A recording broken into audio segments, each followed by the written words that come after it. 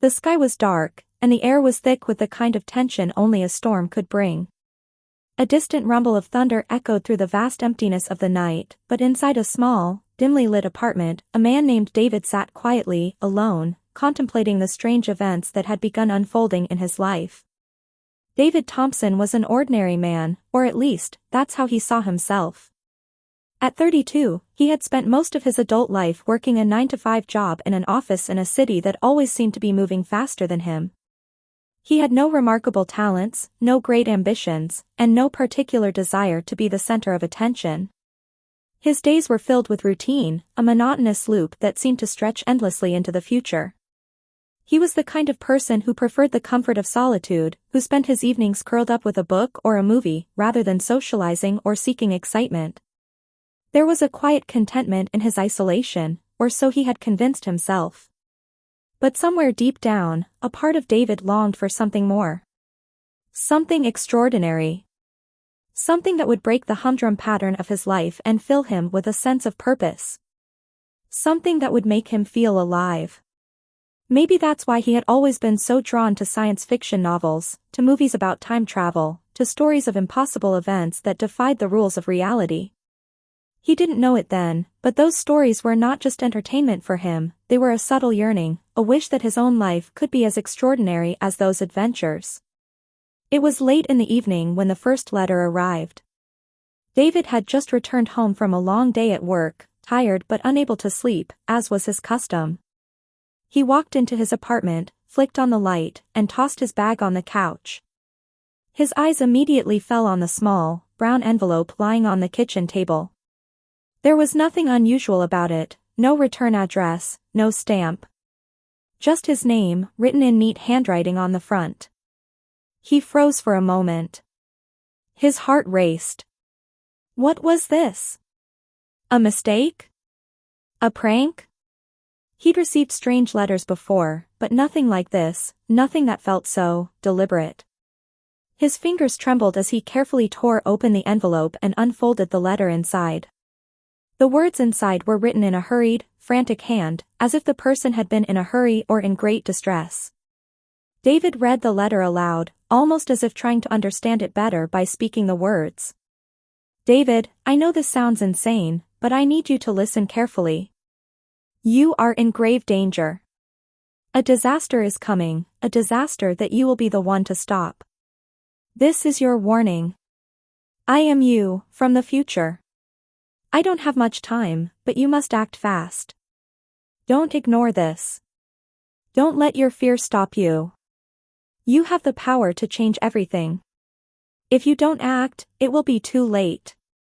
The words blurred in David's vision as his mind struggled to grasp what he was reading. He looked down at the letter, then back at the empty room. He rubbed his eyes, convinced he was seeing things. This can't be real. This is just some kind of joke, right? But the letter felt too real, the ink too fresh, the paper too crisp. His mind raced, processing the information. A disaster? From the future? Am I losing my mind? But then again, why would someone go to such lengths to send him a letter like this? What did it all mean? And why him?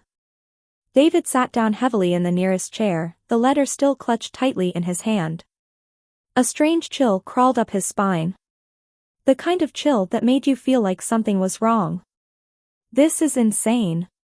He had read countless science fiction books, watched movies about time travel and alternate realities. But this was real. It was happening to him. The letter was real. He felt the weight of it in his hands, the urgency in the words, and for the first time in his life, something inside him clicked. What if it was true? What if he was meant to do something important?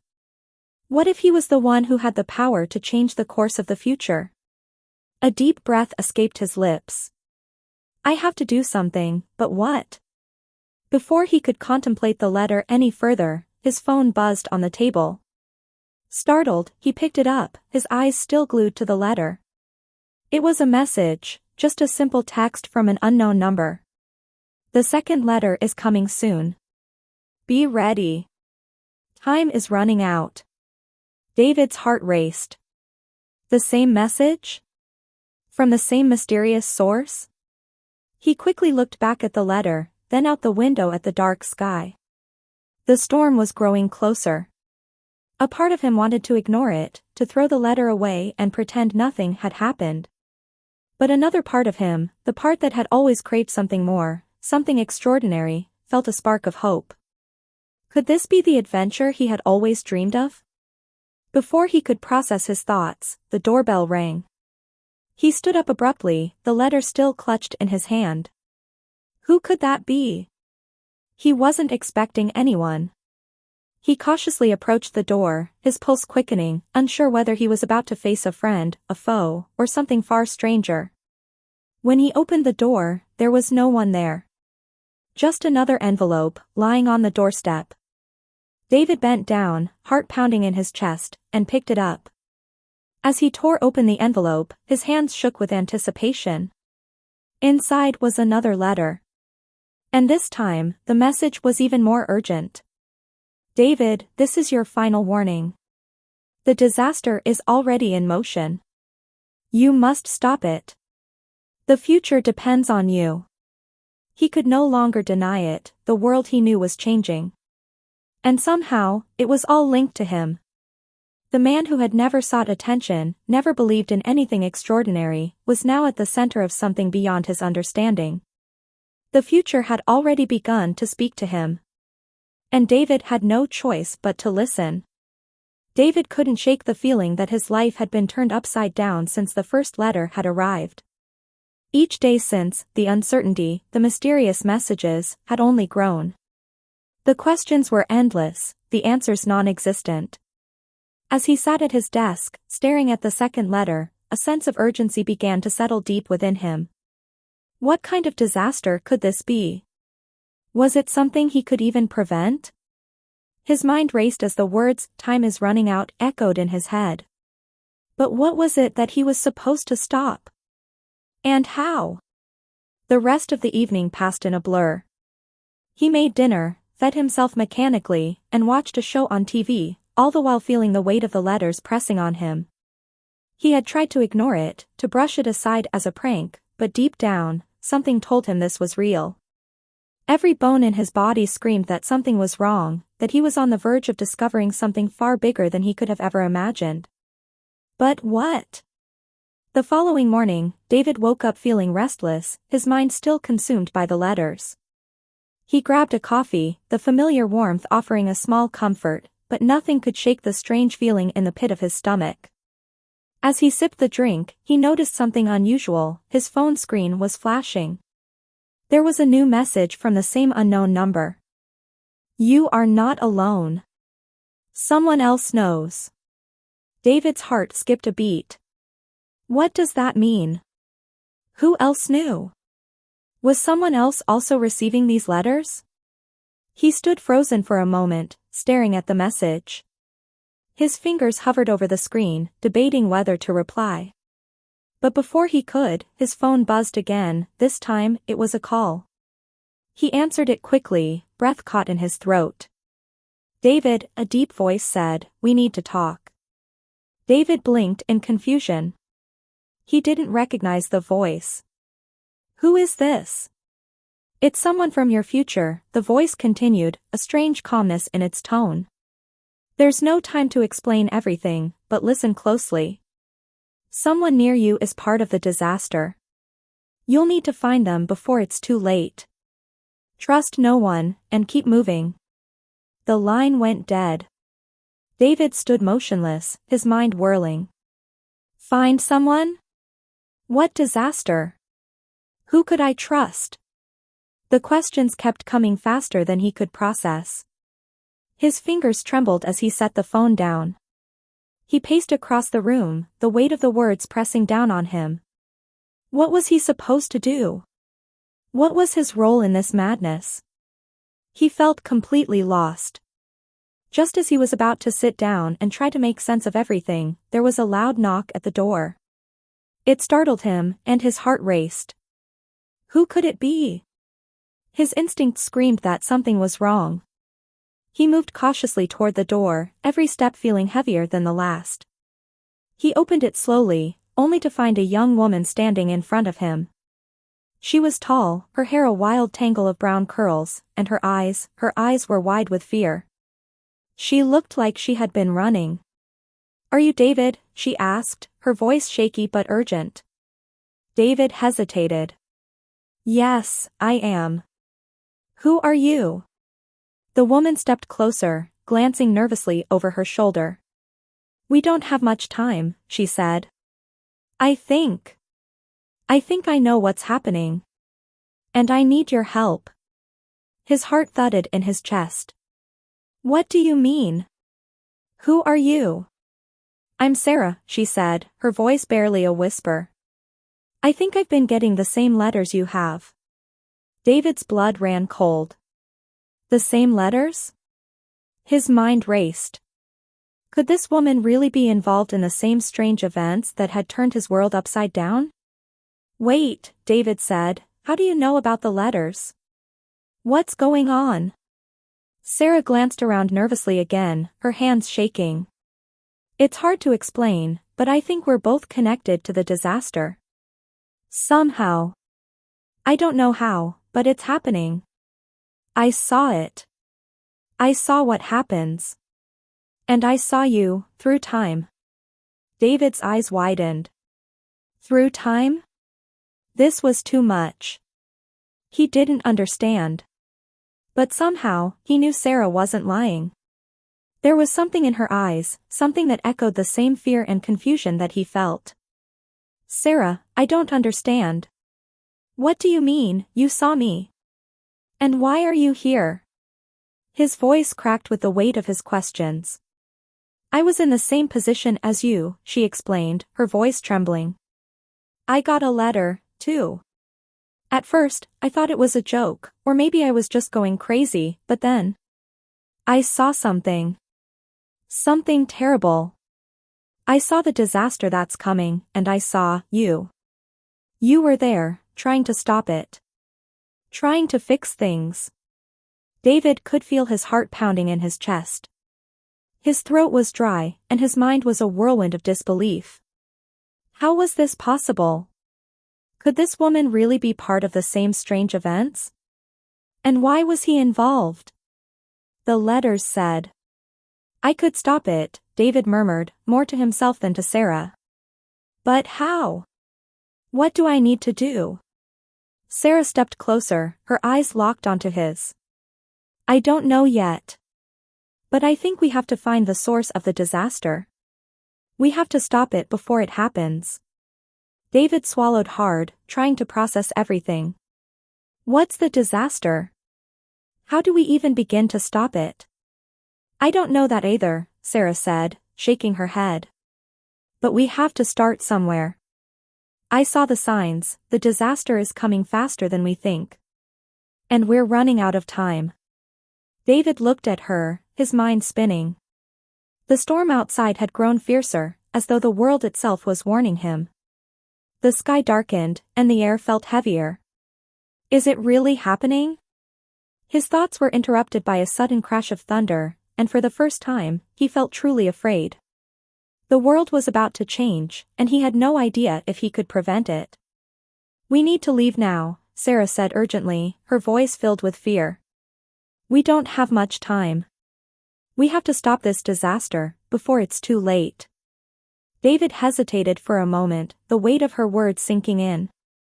Then, with a deep breath, he nodded. "Let's go." The world outside had darkened to an eerie shade of gray. The storm that had been building since the previous night was now fully upon them. As David and Sarah made their way out into the hallway of his apartment building, the winds howled through the cracks of the windows, and the lights flickered. The weight of the unknown pressed down on David like a heavy cloak. He could hear Sarah's shallow breaths beside him, her urgency mirroring his own. They both understood that whatever was coming wasn't something they could escape. They had to face it, together, whatever it was. They stepped into the street, the rain lashing against them in harsh, icy sheets. The city was alive with the sound of the storm. The usual hum of traffic was drowned out by the roar of thunder, the occasional flash of lightning illuminating the chaos of the night. David pulled his jacket tighter around his body, his thoughts a chaotic whirlwind. Where do we go? What now? He didn't know what Sarah had seen, but the desperation in her eyes was enough to make him realize that this wasn't a game. This was real. We need to get out of the city, Sarah shouted over the storm's fury. Her voice was barely audible, but there was no mistaking the urgency in her tone. The disaster, whatever it is, it's going to hit here first. David nodded, barely hearing her words over the pounding rain and thunder. Where do we go? How do we stop this? The questions felt like stones in his chest, each one heavier than the last. Sarah didn't respond immediately. She led him down the street, keeping a careful eye on the shadows around them. David was aware of every sound, every movement. The streetlights flickered, casting strange, distorted shadows on the pavement. He could almost feel eyes watching him, and he instinctively moved closer to Sarah. It wasn't just the storm that unsettled him, it was the sense of danger, of something unknown lurking just beyond his perception. Wait, Sarah said suddenly, her voice sharp. She stopped in her tracks, her eyes scanning the street ahead. Did you hear that? David strained his ears, trying to make sense of the sounds. There was something in the distance, a low, guttural growl that didn't belong to the storm. It was coming closer. And then, out of the shadows, a figure appeared. It was a man, no, more than one. A group, moving swiftly and silently like predators stalking their prey. David's heart raced. His first instinct was to run, but Sarah's hand shot out to grab his arm. No, she whispered, her grip tight. They're not just random people. They're part of it. They're here to stop us. David's stomach lurched. Stop us? Who are these people? The figures moved toward them, their faces obscured by hoods and dark clothing. As they got closer, David could make out their eyes, pale, cold, almost lifeless. They seemed to be watching them with a purpose, like hunters closing in on their prey. Who are you? Sarah shouted, her voice shaky but defiant. What do you want from us? One of the figures stepped forward, his face partially illuminated by a flash of lightning. His features were sharp, almost too sharp, like a man who had seen too much and lost too much. We've been waiting for you, he said in a low, gravelly voice. You don't understand what you're dealing with. You can't stop it. David's blood ran cold. Waiting for us? His grip tightened around Sarah's arm, the shock of the encounter making his body feel like lead. We don't have time for this.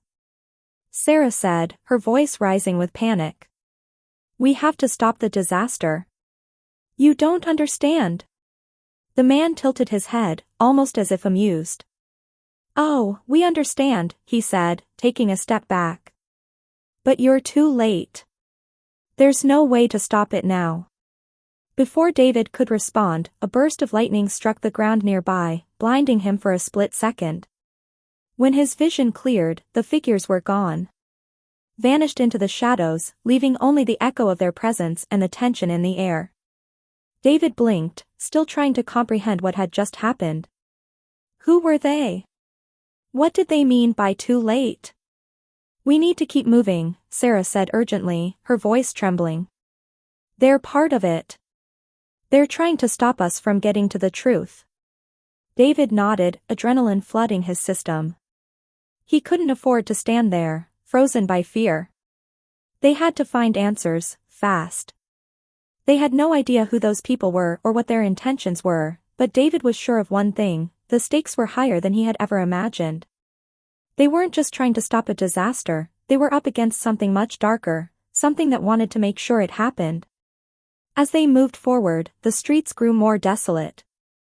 The city, once bustling and alive, now felt like a ghost town, swallowed by the storm and the overwhelming sense of dread. David's thoughts raced. Where were they going? The letter had said to act fast, but what did that mean? And how could they stop a disaster they didn't even understand? Do you know where we're going? David asked, his voice strained with uncertainty. Sarah shook her head. No. But we have to find the source. I think it's somewhere in the city, somewhere no one would ever think to look. David frowned. What source? How do you know? I saw it, Sarah said, her voice barely above a whisper. I don't know exactly what it is, but I saw something, a place, a building. It was connected to the disaster. And I think we're supposed to stop it there. David stopped in his tracks. A building? A place? His mind spun with the possibility. Could it really be that simple? Was there something hidden in plain sight, something they had to find before it was too late? We need to find it. Fast, David said, determination flooding his voice. Suddenly, the sound of footsteps echoed behind them. David spun around, his heart racing. It was another group of people, this time emerging from a nearby alleyway, their movements swift and purposeful. They didn't look like the shadowy figures from before, but David could tell they were no ordinary people. There was something about them, something dangerous. One of the new figures, a tall woman with short-cropped hair and piercing blue eyes, stepped forward. You're not going to make it, she said, her voice calm but deadly. This is bigger than you think. You should just walk away now. David's stomach clenched. Who are you? What do you want? She smiled darkly. We're here to make sure you don't interfere.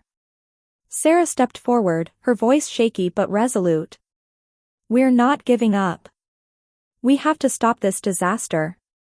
The woman's smile faded. Then you'll regret it. The tension between them crackled, and for a moment, it felt like the storm outside had invaded their very souls.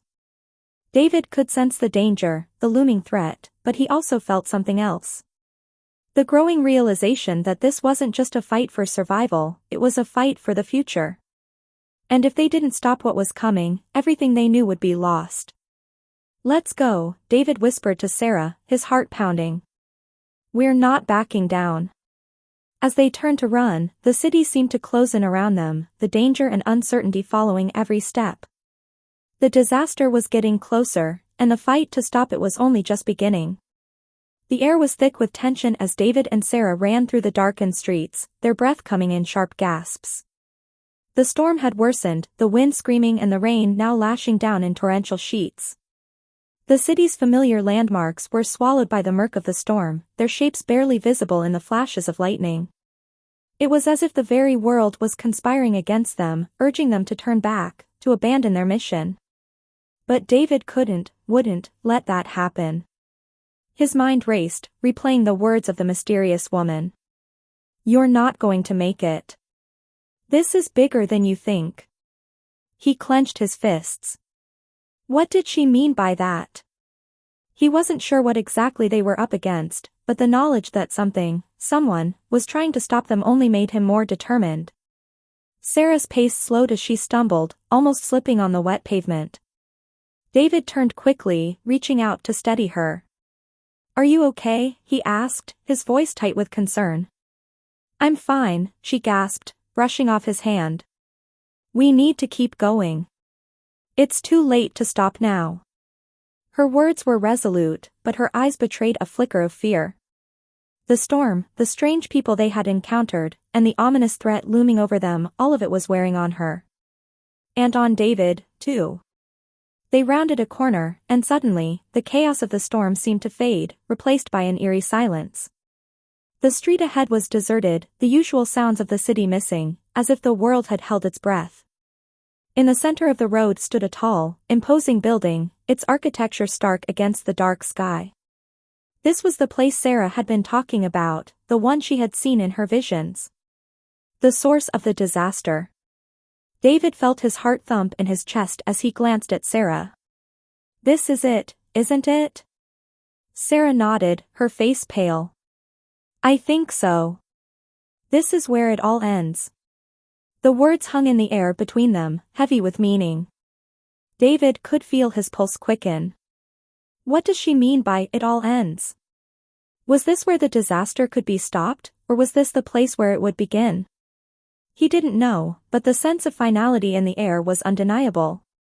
They approached the building cautiously, the sound of their footsteps muffled by the rain-soaked ground. As they neared the entrance, a figure emerged from the shadows. David's heart skipped a beat.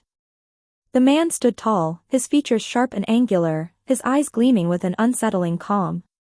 It was one of the figures from before, the ones who had warned them away. David instinctively moved to shield Sarah, his body tensing. "What do you want from us?" he demanded, his voice low but firm. The man smiled, but there was no warmth in it. "I've been waiting for you," he said, his voice carrying a cold, almost predatory edge. "You're too late. The disaster has already begun." David's stomach dropped. Too late? The words felt like a slap to the face. But there was no time to argue, no time to waste. They were here now, standing at the precipice. "We're stopping it," Sarah said suddenly, her voice fierce. "We're not turning back." The man's smile widened. "You think you can stop it? You can't even understand it. You're playing with forces beyond your control." David could see the fear in Sarah's eyes, but there was something else there too, a spark of defiance. She wasn't going to back down. And neither was he. Without thinking, David took a step forward, his voice ringing out with conviction. "We're going in. We'll stop it, whatever it is. You won't stop us." The man's eyes darkened. "You're a fool." He raised his hand, and before David could react, a shock of electricity coursed through the air, sending a jolt of pain through his body. He fell to his knees, gasping for breath. "David!" Sarah screamed, rushing to his side. She grabbed his arm, her hands trembling. He shook his head, trying to clear the fog in his brain. We have to keep going." His voice was strained, but his resolve remained unbroken. The man watched them, his expression unreadable. "You can't stop it. The disaster has already begun. This place is the key. It's all connected." David could feel the weight of the man's words. This place, the key? What did he mean? But he didn't have time to dwell on it. He couldn't let this be the end. The letters, the warnings, the encounters, it all led here, to this moment. And he wasn't going to fail now. With a strength he didn't know he had, David pushed himself to his feet, ignoring the pain shooting through his limbs. He took a step toward the building's entrance. "David, wait!" Sarah cried out, but he didn't stop.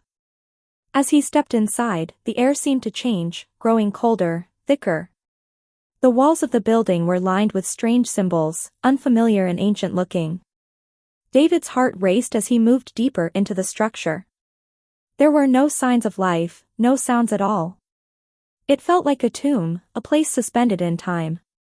They reached a large chamber at the center of the building, and there, in the middle, was a strange, glowing object, an orb of sorts, suspended in midair, surrounded by intricate runes. It pulsed with an eerie light, casting long, jagged shadows across the room. The orb seemed to hum with an otherworldly energy. "That's it," Sarah whispered, her eyes wide with awe. "That's what's causing it. That's the disaster." David's pulse quickened as he stared at the orb. It was beautiful, and terrifying at the same time. He felt an almost magnetic pull toward it, as if it was calling to him. "We need to destroy it," Sarah said, her voice urgent. "It's the only way to stop the disaster." David nodded, his mind racing. "Destroy it? How?" He stepped forward cautiously, his hand reaching out to touch the orb. The moment his fingers brushed against its surface, a wave of energy surged through his body, filling him with an overwhelming sense of power and fear. His body trembled as the orb pulsed, its light intensifying. A voice echoed in his mind. "You cannot destroy it. You were never meant to." David recoiled, his breath coming in shallow gasps. "What? Who is that?" The man's voice suddenly filled the room. You can't stop it. It was always meant to happen. This is the end. David's heart raced. But as the orb continued to glow, a strange clarity washed over him. Maybe it wasn't about stopping the disaster. Maybe it was about choosing to change it. With newfound resolve, David turned to Sarah. We have to make a choice. We can't destroy it, but we can use it. We can change what happens. Sarah looked at him, confusion and fear in her eyes. What do you mean? The future, it's not fixed. We can change it. We can create a new path. David took one final step toward the orb, his hand outstretched. As his fingers touched it again, the world around them shattered into brilliant light. The disaster was no longer inevitable. The outcome had been rewritten. And the future was, at last, in their hands. The light from the orb began to fade, leaving behind an eerie stillness. David's hand trembled as he withdrew it from the glowing surface. The silence in the chamber felt heavy, like the air had thickened with the weight of what had just happened. For a moment, neither he nor Sarah spoke, their gazes locked on the now dimming orb. The pulsing glow had disappeared, leaving behind a faint shimmer in the air. David could feel the tension in his body begin to loosen, though his mind was still racing with the consequences of what they had just done. What did we do? Sarah whispered, her voice breaking the silence. Her face was pale, her expression uncertain. She looked as if she had just stepped away from the edge of something vast and terrifying. David took a deep breath, his heart still pounding in his chest. I think we changed it. We stopped the disaster, before it could happen. But how? I don't understand. That orb, how can we know that it worked? David looked around the chamber, the symbols on the walls still glowing faintly in the dim light. There was no immediate explosion, no catastrophic event, no sign that the world had ended. But something felt different now. The weight of the impending doom that had haunted them for days had lifted. The air felt lighter, as if the future itself had taken a different turn. Before he could respond, the man from before appeared again at the doorway. His figure seemed to materialize from the shadows, the coldness in his eyes unwavering. But this time, his presence wasn't as menacing. You think you've changed the course of fate? He asked, his voice no longer filled with the same harshness. There was an air of something else, curiosity, maybe even grudging respect. David stood his ground. Yes. We did. The disaster doesn't have to happen anymore. The future is ours to shape. The man's lips twisted into a smile that didn't reach his eyes. You may have delayed it, but you haven't truly stopped it.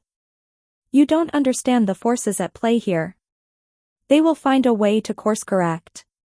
David's heart sank. What does that mean? Sarah stepped forward, her voice shaking but determined. No. We changed it. The future is ours now. We will make sure the disaster never happens. For a long moment, the man said nothing. His cold gaze flickered between David and Sarah. And then, just as quickly as he had appeared, he vanished back into the shadows, leaving them standing in the quiet aftermath. What now? Sarah asked, her voice barely above a whisper. Are we done? David didn't have an answer. But he did know one thing, they had taken control of their fate, and that was more than most people could ever say. They had faced the unknown, stared down the disaster that threatened to swallow them whole, and emerged on the other side. Whatever came next, they would face it together. As they made their way out of the chamber, the world outside seemed quieter, more peaceful. The storm had passed, leaving behind a calm that felt almost surreal. The streets were empty, the city still and silent. It was as if the chaos that had consumed them had been erased, leaving only a sense of finality and hope in its wake. You know, David said, glancing at Sarah as they walked side by side, this doesn't feel real. It feels like we've just woken up from a nightmare. Sarah smiled faintly. Maybe we have. But maybe, just maybe, we can make sure the nightmare never comes back. David nodded, feeling a flicker of warmth spread through him. She was right. They had survived. But the question remained, how much control did they really have over the future? Could they truly reshape the course of events, or were they simply delaying the inevitable? As they reached the edge of the city, they paused to look out over the horizon. The sky was clear now, the stars twinkling brightly above them. For the first time in what felt like forever, David allowed himself to relax. The danger had passed, at least for now. "We're not done yet," David said, his voice filled with determination. "We may have stopped the disaster, but there's still more to do. There's still the matter of those people who tried to stop us." Sarah nodded, her expression resolute. "We'll deal with them. Together." David smiled at her, grateful for her unwavering strength. They had been through hell and back, but they had done it. And they weren't done yet. They had a future to shape, and they would do it on their own terms. As they walked toward the edge of the city, a new sense of purpose filled David's chest. They had overcome the obstacles, faced down the unknown, and come out victorious. The future was uncertain, but one thing was clear, they had each other, and that was all they needed. Resolution of the conflict. The world had changed in ways David and Sarah couldn't fully understand. But as they walked together, side by side, there was a quiet certainty in their hearts. They had made a choice, and that choice had altered the course of history. Whatever came next, they would face it with the same determination they had shown when they first decided to fight back. And for the first time in a long time, David felt a sense of hope. The weight of the disaster that had once loomed over them was gone, and though there were still shadows in the world, they no longer seemed so threatening. With Sarah by his side, David knew they could face whatever challenges awaited them. As they walked away from the city, toward an uncertain future, David realized something he hadn't fully understood before. The future wasn't something you waited for, it was something you fought for. And they had fought with everything they had. And they had won. Consequences. In the days that followed, the changes became clear. The disaster, the one that had loomed over the world like an unstoppable storm, never came. The air was lighter, the atmosphere calmer. The people who had once sought to stop them were gone, lost in the shadows of time, their plans thwarted by the very thing they had tried to destroy, hope. David and Sarah's bond grew stronger. They had faced the unimaginable together, and that shared experience had forged something unbreakable between them. As they looked toward the future, they knew the road ahead wouldn't be easy. There were still unanswered questions, still forces at work in the world that they didn't fully understand. But they were ready. Together, they would face whatever came next. The future was theirs to shape. As the days passed, David and Sarah began to settle into a strange new rhythm. The city was quieter now, its usual hum replaced by an eerie stillness. The streets, once crowded with people rushing about, now felt deserted, as though the world had collectively held its breath.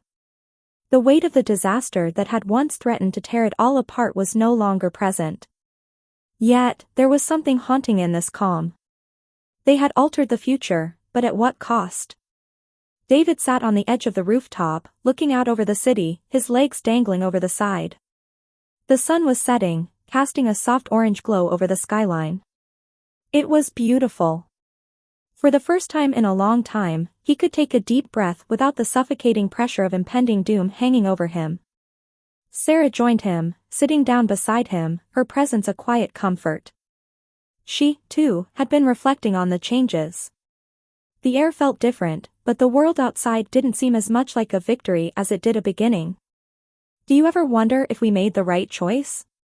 Sarah asked, her voice soft but thoughtful.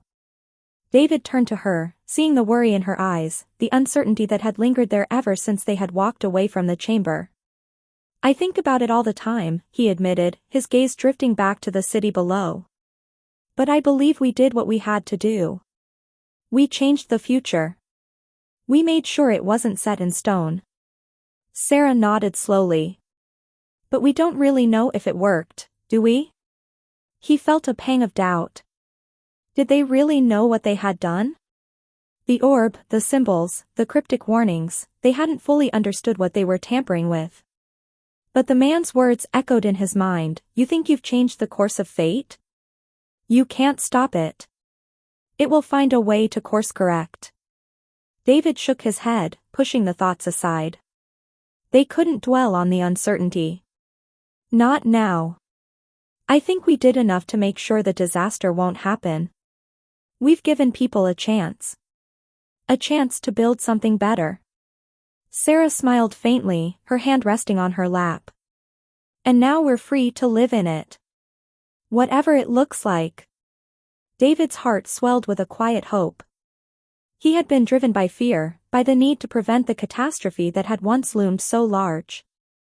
But in doing so, he had learned something about himself, and about the world. The future was not something to be feared. It was something to be shaped. They had no control over everything, but they had control over their choices. As the sun dipped below the horizon, painting the sky in shades of pink and purple, David realized that, in a way, the true disaster had already passed. The real danger had never been the disaster itself, but the fear of it. The world, for all its brokenness, was still a place of possibility. They still had the power to create a future of their choosing. They stood up together, feeling the cool breeze on their faces, and walked toward the edge of the city. The streets, once darkened by the looming threat of disaster, now seemed peaceful, almost serene. The city was not perfect, nor was it free from danger. But it was their city now, a place they had fought to protect. End goal. David and Sarah had achieved what they set out to do, they had averted the disaster. The world around them had been given a second chance, a new beginning. But the true goal wasn't simply about survival. It was about change, about understanding that the future didn't have to be defined by the past. They had fought not just for themselves, but for everyone who had been at the mercy of fate. And in the end, they had won. It wasn't just the destruction of the orb or the alteration of time that made the difference, it was their belief that they could make a difference. That, above all, was the real victory. David turned to Sarah, his gaze meeting hers. She was smiling, a small but sincere smile. There was a warmth in her eyes, a flicker of hope that had been absent before. What now? She asked, her voice filled with the same quiet certainty that had defined their journey. David hesitated for a moment, looking out at the horizon. The future was still unknown.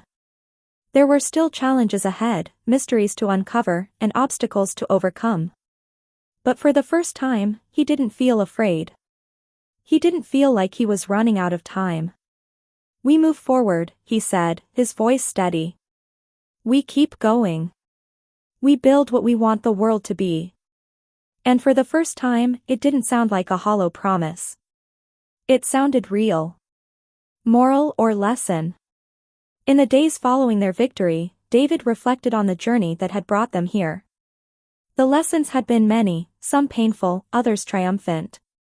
But one truth stood out above all: the greatest power they had was not in controlling the future, but in choosing how to face it.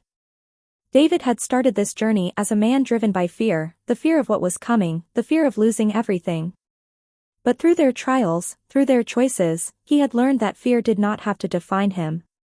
He had learned that courage wasn't about eliminating the unknown, it was about facing it head-on and choosing to act. And Sarah, too, had grown. Her journey had been one of discovering her own strength, her own belief in what was possible. At the beginning, she had been uncertain, afraid of the unknown. But now, she stood beside him, her resolve unwavering, knowing that they could face whatever came next. The world wasn't perfect, and they knew that the future held its own dangers. But they had the power to shape it, one choice at a time. They could no longer be passive observers of fate. They were active participants in its creation. As they walked together into the unknown, the lessons of their past resonated in their hearts, that change was possible, that hope was a force stronger than fear, and that the future was not a single path, but an endless series of choices. They had chosen to fight, to believe, and in doing so, they had won not just their own survival, but the chance to create something better for the world. They were no longer defined by the disaster that had once threatened to consume them. Instead, they were defined by the courage it took to overcome it, and the hope that, together, they could build a future that was worth living for. And that, David realized, was the greatest victory of all.